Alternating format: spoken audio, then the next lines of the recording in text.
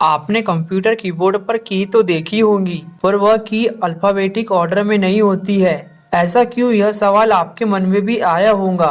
क्या जिन वैज्ञानिकों ने कीबोर्ड बनाया था उन्हें एबीसीडी नहीं आती थी? यह इसका असली कारण नहीं है। जी हाँ, मैं इसका असली कारण इस वीडियो में बताने वाला हूँ और साथ ही यह भी बता दूं कि सबसे पहली हार्ड डिस्क जिसमें केवल 5 MB तक के का ही डेटा स्टोर कर सकते थे। आज के जमाने में तो एक फोटो का साइज ही 5 MB से ज्यादा रहता है। ऐसे ही इंटरेस्टिंग फैक्ट आप जानना चाहते हैं तो मैं लेकर आया हूँ आपके लिए टेक्नोलॉजी एंड कंप्यूटर से रिलेटेड 7 इंटरेस्टिंग फैक्ट। तो चलिए टेक्नोरोही यूट्यूब चैनल में मैं राकेश आपका स्वागत करता हूँ। तो स्टार्ट करते इंटरेस्टिंग वीडियो।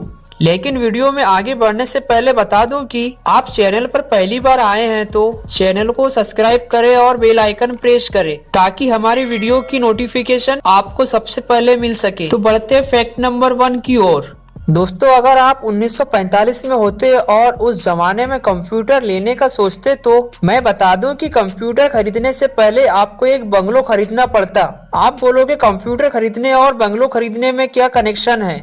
जी हाँ, मैं बता दूं कि उस जमाने में कंप्यूटर इतना बड़ा हुआ करता था कि उसे एक छोटे से घर में नहीं रख सकते थे। सबसे पहला इलेक्ट्रॉनिक कंप्यूटर का नाम था ENIAC, electronic numerical integrator and computer. इसका वजन लगभग 30 टन था। इसे आसान शब्दों में बताऊं तो 2 ट्रक के वजन के बराबर था और यह कंप्यूटर 150 किलोवाट इलेक्ट्रिसिटी कंज्यूम करता था। मतलब इतनी इलेक्ट्रिसिटी में आप अपने घर की बिजली कई दिनों तक चला सकते थे। और इसमें लगभग 18,000 वैक्यूम ट्यूब यूज की जाती थी। वैक्यूम ट्यूब क्या है, आप इसके बारे में जानना जरूर चाहोगे। वैक्यूम ट्यूब एक ग्लास ट्यूब होते हैं जिसमें से हवा को निकाला जाता है और वैक्यूम क्रिएट किया जाता है। और यह वैक्यूम ट्यूब स्विचेस और एम्पलीफायर की तरह कार्य करती थी। इसमें से कई वैक्यूम ट्यूब हर रोज खराब होते थे, जिसकी वजह से बड़े कंप्यूटर को आधे टाइम तो बंद ही रखना पड़ता था। और ऐसा कहा जाता है कि ये कंप्यूटर बिना खराब हुए मैक्सिमम 5 दिनों तक चला था। यह था हमारा फैक्ट नंबर 1। अब बढ़ते हैं फैक्ट नंबर 2 की ओर।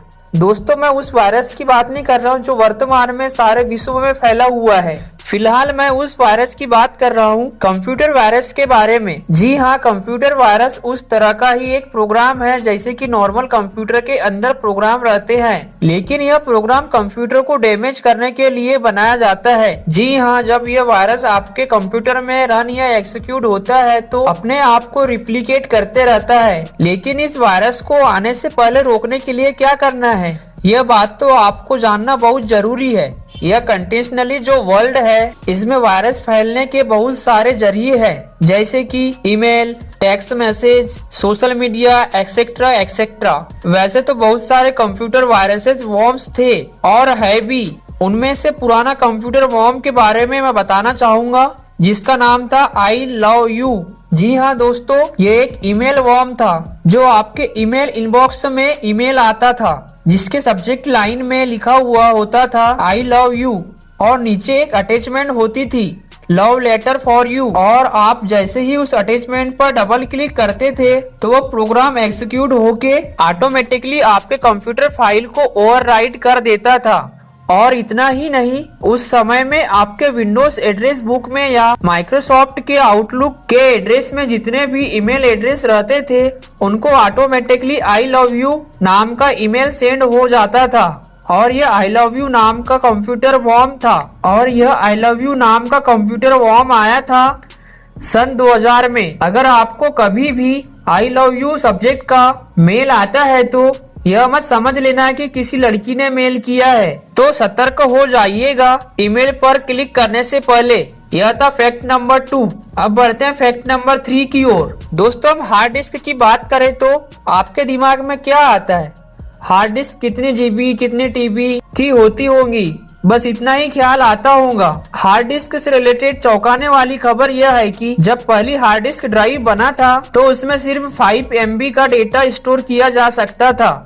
आज के जमाने में सिर्फ एक इमेज का ही साइज 5 MB से ज्यादा होता है। हार्ड डिस्क को IBM द्वारा सन 1956 में बनाया गया था। इसका वजन लगभग 1 टन था जिसमें केवल 5 MB का डेटा स्टोर होता था। इसकी कीमत लगभग $50,000 थी। इंडियन करेंसी में बात करें तो 3,65,000 रुपए थी। यह था फैक्ट नंबर 3। अब चलते हैं फैक्ट नंबर 4 की ओर। आप अब इन दिनों आराम से कोई भी एक्सेल डिवाइस कंप्यूटर से आसानी से कनेक्ट कर सकते हैं, लेकिन यह बात सालों पहले इतनी आसान नहीं थी, क्योंकि कंप्यूटर में हर एक डिवाइस कनेक्ट करने के लिए अलग अलग पोर्ट्स का इस्तेमाल किया जाता था। जैसे कीबोर्ड के लिए सीरियल पोर्ट हुआ करता था, प्रिंटर के लिए पैरेलल पोर्ट हुआ करता था। यहाँ तक आज भी आप देखेंगे तो मॉनिटर के लिए वीजीए पोर्ट अलग से रहता है। और उस जमाने में इतने सारे पोर्ट्स हुआ करते थे, उसकी वजह से यह सारे पोर्ट्स एक साथ कभी कभी काम नहीं करते थे और यह परेशानी होती थी। उसे खत्म करने के लिए बड़ी बड़ी कंपनियां एक साथ आई और यूएसबी पोर्ट का इन्वेंशन हुआ। यूएसबी यानी यूनिवर्सल सीरियल बस, जो आसान स्टैंडर्ड एक्सटर्नल डिवाइस को कनेक्ट करने के लिए एक पोर्ट बन गया। और यह इन्वेंशन एक इंडियन ने किया था। सन 1994 में अजय भट्ट नाम के एक इंटेल एम्प्लॉई और उनकी टीम मिलकर यूएसबी पोर्ट का इन्वेंशन किया था और उसके बाद यूएसबी 1.019 का इंट्रोड्यूस सन 1996 में किया गया था और उसका ट्रांसफर स्पीड लगभग 1.5 MB 212 MB पर सेकेंड था। यह था हमारा फैक्ट नंबर 4। अब बढ़ते हैं फैक्ट नंबर 5 की ओर। जैसा कि मैंने आपको वीडियो के स्टार्टिंग में ही कुछ कहा था कि हमारे कीबोर्ड की जो की होती है अल्फाबेटिक ऑर्डर में नहीं होती है, तो चलिए जानते हैं इसका असली रीजन क्या है। मैं सबसे पहले यह बता दूं कि हमारे जो कीबोर्ड के कीज का पैटर्न है उसे क्वालिटी कीबोर्ड पैटर्न कहा जाता है। जी हाँ, जो हम रोज अपने mobile, laptop, computer keypad use करते हैं वह क्वालिटी कीबोर्ड होते हैं। और यह क्वालिटी कीबोर्ड का इन्वेंशन क्रिस्टोफर सोल्स ने सन 1868 में किया था, लगभग आज से 150 साल पहले। और इस क्वालिटी लेआउट में कुछ तो खास बात होगी जो आज तक हम यूज करते आ रहे हैं। शुरुआत में कंप्यूटर में कीबोर्ड नहीं हुआ करता था, तब टाइपराइटर पर टाइप किया जाता था और यह जो टाइपराइटर थे उनकी कीज पियानो कीबोर्ड की के तरह थी। उन्हें अल्फाबेटिक ऑर्डर में अरेंज किया गया था। उसमें जो लेटर थे जैसे कि ABCD और यह जो टाइपराइटर्स थे वह एक पॉपेट मैकेनिकल डिवाइस थे। उनमें बहुत सारे मैकेनिकल लैंग्वेजेस का इस्तेमाल किया जाता था और टाइप करते समय इंग्लिश लैंग्वेज में कुछ वर्ड ऐसे थे जो कॉमनली एक साथ आते थे।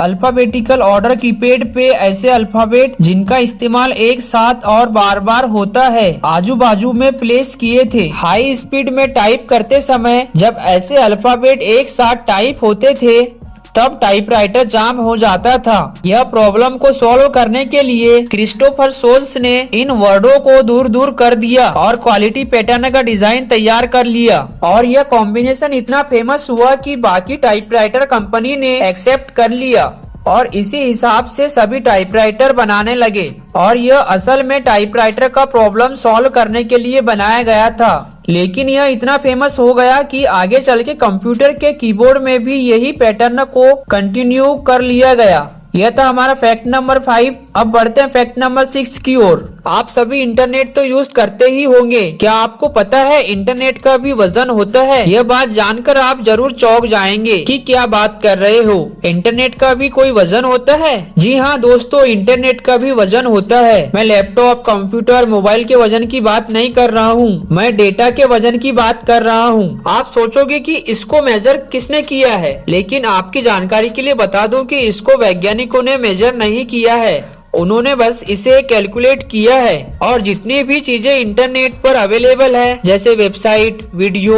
डॉक्यूमेंट्स, इमेजेस, ईमेल, इन सभी को हम डेटा कहते हैं।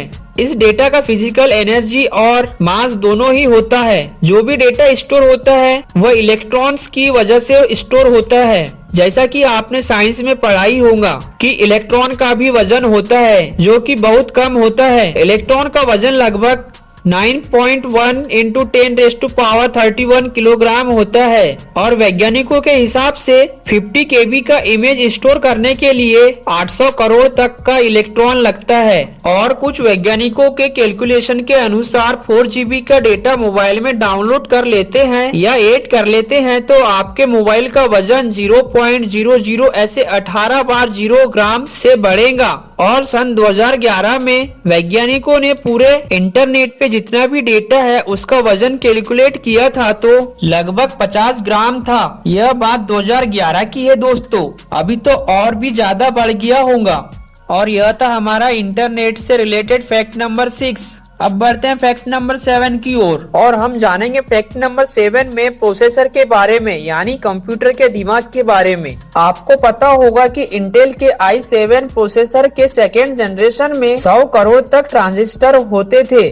जी हाँ दोस्तों, 100 करोड़ ट्रांजिस्टर एक छोटे से चिप पर लगे होते थे, जिसे हम माइक्रो प्रोसेसर कहते हैं। और यह माइक्रो प्रोसेसर एक इलेक्ट्रॉनिक कंपोनेंट होता है जो कि आपको पता है कि कंप्यूटर में प्रोसेसिंग का काम करता है। और यह छोटे से चिप के अंदर बहुत सारे ट्रांजिस्टर, रजिस्टर, डायोड्स होते हैं। आपकी जानकारी के लिए ट्रांजिस्टर के बारे में बता दूं कि ट्रांजिस्टर एक सेमीकंडक्टर मटेरियल से बना होता है जो कि स्विच या एम्पलीफायर का काम करता है। और आपको पता होगा कि पहला माइक्रो प्रोसेसर का इन्वेंशन कब हुआ था। उसका इन्वेंशन सन 1971 में इंटेल कंपनी ने किया था और उसका नाम इंटेल 4004, जिसके अंदर लगभग 2300 ट्रांजिस्टर थे। और अभी के प्रोसेसर में लगभग 100 करोड़ ट्रांजिस्टर होते हैं। इससे आप अंदाजा लगा सकते हैं कि चीजें कैसे दिन ब दिन छोटी होती जा रही है। यह था हमारा फैक्ट नंबर 7। तो दोस्तों, कैसे लगे टेक्नोलॉजी और कंप्यूटर से रिलेटेड इंटरेस्टिंग फैक्ट? डेफिनेटली पसंद आए होंगे।